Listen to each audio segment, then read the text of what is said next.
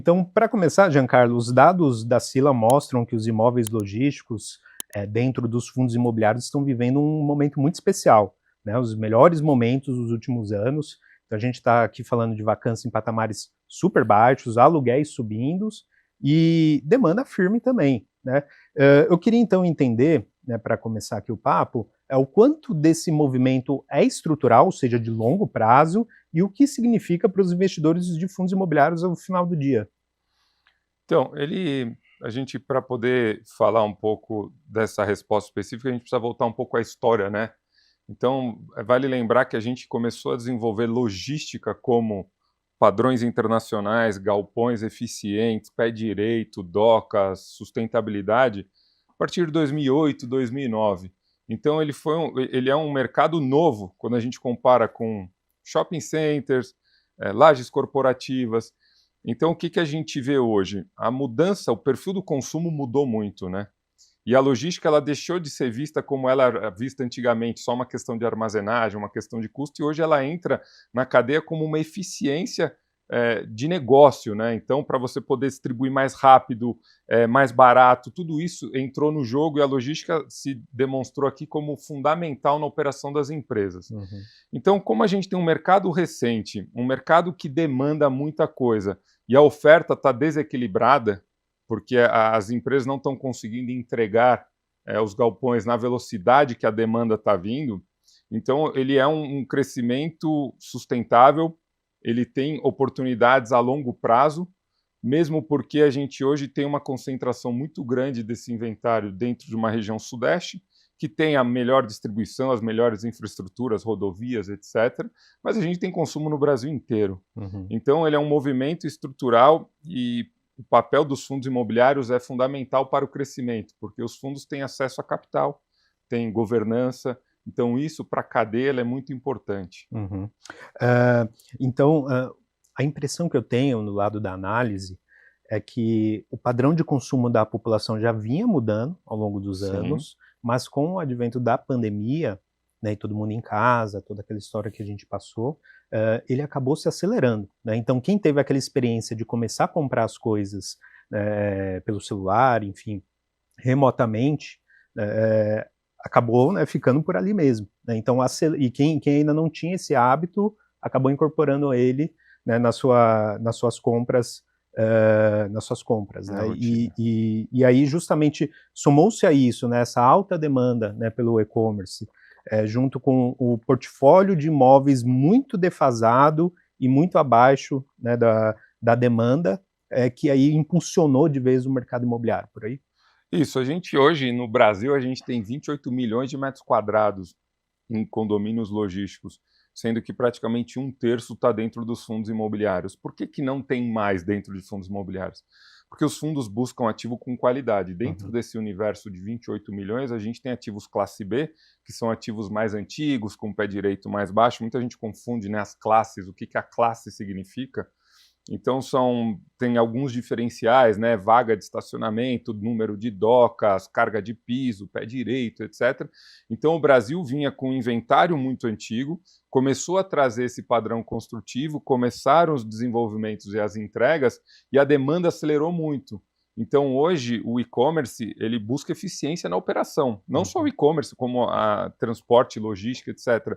E isso só é possível através de galpões eficientes, galpões com sustentabilidade, com energia, com eficiência energética, né? Consome muita energia. Uhum. Então, o universo ainda de A mais, que a gente chama de alto padrão, ainda é muito restrito versus a demanda que existe. Se a gente for pensar, eu não gosto muito de comparativos, mas como a gente tem esses dados, eu trago aqui, por exemplo, o México tem mais de 100 milhões de metros quadrados de galpões, e o Uhum. Brasil somente 28 milhões. Então a gente tem, existem algumas contas que fazem, né, metros quadrados por habitante, etc. Então a gente naturalmente tem é, já no D0 uma demanda reprimida por muitos anos de desenvolvimento. Uhum. É sempre interessante essas comparações, né, que a gente não está falando assim, não está comparando o estoque do Brasil com os Estados Sim, Unidos, que aí que é é outro outro. patamar, né, mas Sim. o México, que é mais próximo da nossa realidade, embora, né, ele também tenha uma cadeia muito integrada com os Estados Unidos, está muito além, né, do que o Brasil. Exato. A logística no Brasil, como eu comecei aqui a nossa conversa, ela é muito recente, né? Uhum. Então é um mercado ainda que está. A gente tem diversos momentos da logística no Brasil, né? Hoje São Paulo é a única região que está desenvolvendo last mile. O resto do Brasil está começando a receber galpões logísticos. Pega o Centro-Oeste, por exemplo, não tem quase nada de galpão logístico. Uhum. Então, o Brasil é muito grande. O Brasil tem mais de 200 milhões de habitantes, consumindo não necessariamente todos, mas o consumo ainda é muito forte. Uhum. E a gente vê as operações, por exemplo, o Mercado Livre agora atuando no varejo, né? Antes, no atacado, antes era varejo. Então, o Mercado Livre é um grande tomador de áreas, assim, empreendimentos que estão em construção, ele já vai lá e toma, porque a operação, os chineses chegando ainda tímidos, né? Você pega a operação Temu, Shopee, eles são grandes, mas eles podem quintuplicar a operação no Brasil muito rápido. Mas é importante a gente também andar a demanda com a oferta, porque se você desequilibrar, desequilibra toda a cadeia. Quando a gente fala em valores, né? A logística ela ficou trabalhando nos patamares de 18, 20 reais de locação por mais de 10 anos, sendo que os terrenos aumentaram, mão de obra aumentou, tudo aumentou e o aluguel não aumentava. Então, agora que a gente está tendo essa recuperação e chegando a patamares decentes de retorno, né, a gente não pode deixar desandar e trazer uma oferta muito grande, sendo que a demanda não vai acompanhar. Uhum. O que eu acho que é muito baixo esse risco, tá? Uhum. Mas é um risco que a gente sempre tem que estar... Não é um risco, mas é um número que a gente sempre tem que estar analisando, porque a gente sabe que o Brasil tem quase 10 milhões de metros quadrados aí em projetos ou em aquisições que podem ser entregues aí nos próximos 5, 6 anos. Uhum. Queria também pegar as impressões do professor Baroni. Legal, o Giancarlo fez várias considerações aí que eu acho que são importantes da gente reforçar, né? A primeira delas é que realmente existe ainda uma avenida muito grande de crescimento nos ativos logísticos, né?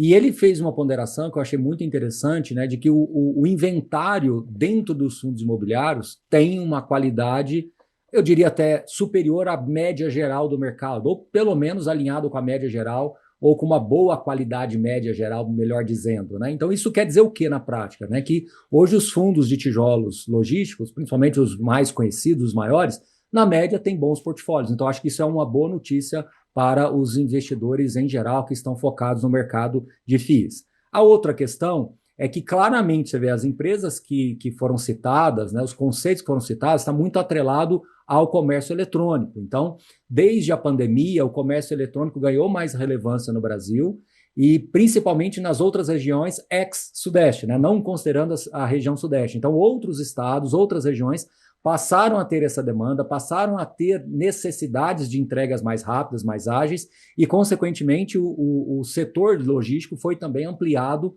com mais profundidade. Então, hoje você, não raro, vai encontrar um imóvel logístico de excelente qualidade e equiparada a ativos super premium que nós temos aqui em São Paulo. Aqui, né? Na verdade, eu estou em Goiânia, né? Mas em São Paulo, né? Goiânia, né? Ele até citou Centro-Oeste. De fato, Goiânia, apesar de estar aqui muito próximo de Brasília, né? Uma região que realmente faz uma conexão é um hub, né? De conexão aqui para várias outras localizações, ainda tem um inventário pequeno, mas a gente já começa a ver movimentos de ampliação, né? Então, perto do aeroporto, né? Até na própria BR-153, que cruza grande parte do Brasil, a gente já vê uma atividade construtiva. Então, eu acho que muitas das vezes a gente conversa muito com os investidores de fundos imobiliários logísticos e eles ficam, às vezes, um pouco apreensivos quando vê uma emissão trazendo alguns ativos logísticos, quando a gente vê até mesmo a renda urbana indo um pouquinho para os ativos logísticos. Então, aproveitando, Giancarlo, eu queria até ouvir isso de você, né? O quanto a gente vai continuar dependendo do mercado de comércio eletrônico para continuarmos crescendo, né? Essa vertical continuar crescendo. A gente tem que estar muito acompanhando o desempenho deles para saber como é que vai ser a temperatura de oferta e demanda no mercado logístico. Então, essa é a primeira pergunta. E a segunda, eu queria que você fizesse essa ponderação, o quanto o investidor de fundos imobiliários pode aí ficar mais tranquilo com seus portfólios, na média, serem de boa qualidade, porque é um questionamento que sempre a gente recebe por aqui.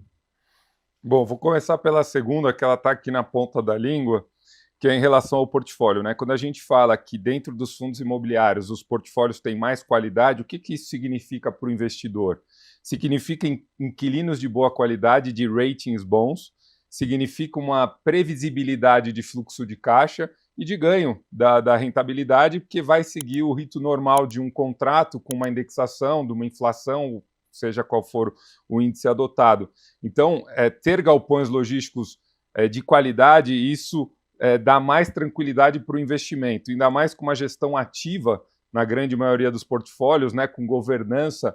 Então, isso demonstra muita tranquilidade. Eu, no caso, se eu fosse um investidor, olhar para o meu portfólio, entender quem é o inquilino, entender quem está fazendo a gestão, entender o prazo daqueles contratos, e aí sim ter uma análise um pouco mais fria em relação a retornos, né? Porque no final do dia todo mundo que investe quer retorno.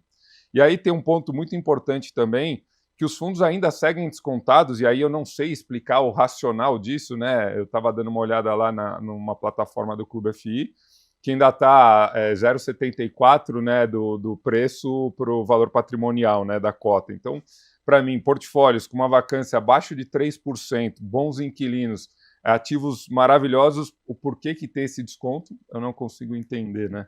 Então, eu acho que essa questão para investidor de fundo, esses investimentos que estão sendo feitos, eles estão sendo feitos de forma muito inteligente, no meu ponto de vista. Os fundos, por ter acesso a capital, conseguem ter boas negociações e conseguem, de fato, botar para dentro do portfólio e reciclar o portfólio mais rápido. Então, os fundos têm feito esse trabalho de reciclagem de portfólio, entendendo que a demanda está mais para galpões de alto padrão do que os galpões mais antigos e deixando os antigos para quem quer outro tipo de risco, né? Então, em relação aos fundos, eu estou muito tranquilo com o movimento, com os investimentos e com os ativos que eles estão trabalhando, né? E a primeira pergunta, qual foi, Baroni? Me perdoa. A questão do comércio eletrônico, quanto o comércio eletrônico realmente vai ser esse vetor aí para o setor logístico? Então, quando a gente fala de comércio eletrônico, né, na nossa análise, quando a gente fala e-commerce, hoje em dia, a farmácia trabalha com e-commerce, né? Hoje você tem várias operações, o varejo, por exemplo. Então, não é só o e-commerce eletrônico, né? Não é só aquela coisa tradicional de comprar grandes volumes. Hoje você compra pilha pelo e-commerce, né? Então, ele deixou de ser só a questão do comércio eletrônico e ele virou a mudança do consumo. Então, é importante, é um grande tomador de áreas, sem dúvida nenhuma, se der uma dor de barriga, mas eu não consigo enxergar, quando a gente olha mercados muito mais desenvolvidos, como Estados Unidos, né? É um movimento que não tem volta, né? A questão da forma de consumo, né? Hoje ninguém nos Estados Unidos, eu acabei de voltar de lá, faz uma semana que eu estava lá, estava numa casa. As pessoas não saem mais do supermercado para comprar as coisas. Elas, principalmente o estrangeiro, ela chega, já faz tudo online, compra, é tudo muito prático, né? Mas, de fato, a gente vai continuar sendo dependente porque a gente tem uma demanda reprimida ainda para esse tipo de consumo. Se você quer saber, em São Paulo, na última pesquisa que eu fiz, é o único lugar que você consegue ter entregas no mesmo dia da compra que você faz online. O Brasil inteiro, no Rio de Janeiro, você não tem isso. Então, olha o tamanho da oportunidade que a gente ainda tem para desenvolver e criar essa dependência do mercado eletrônico, o e-commerce, vamos chamar assim. Mas, de novo, a gente vê o movimento das farmácias entrando para o e-commerce, a gente vê outros setores indo para o e-commerce, coisa que a gente nunca imaginava, né? E a gente, lembrando que a maturidade do e-commerce é quando você começa a entregar alimentos perecíveis, né? Então, você entregar uma salada, uma verdura, isso você chegou na maturidade, porque a tua cadeia está tão eficiente que você consegue entregar alimentos frescos sem que eles estraguem, etc, etc. Então, a gente ainda está longe dessa realidade. Então, a demanda ainda é muito grande. Dando só os primeiros passos. E esse ponto que você comentou na sua fala inicial é interessante porque ele concatena muito com o nosso no nosso programa anterior aqui, né? Então a gente trouxe o Danilo Barbosa do Clube FI para mostrar um pouco dos níveis de descontos que estão sendo praticados atualmente nos diversos segmentos de fundos imobiliários. A gente se questionou muito o motivo pelo qual isso vem ocorrendo, acho que tem muito a ver ainda com os níveis de taxa de juros muito elevados, e agora, né, o legal desse bate-papo aqui nosso é que a gente olha o fundamento imobiliário, né, de um setor específico que é o logístico.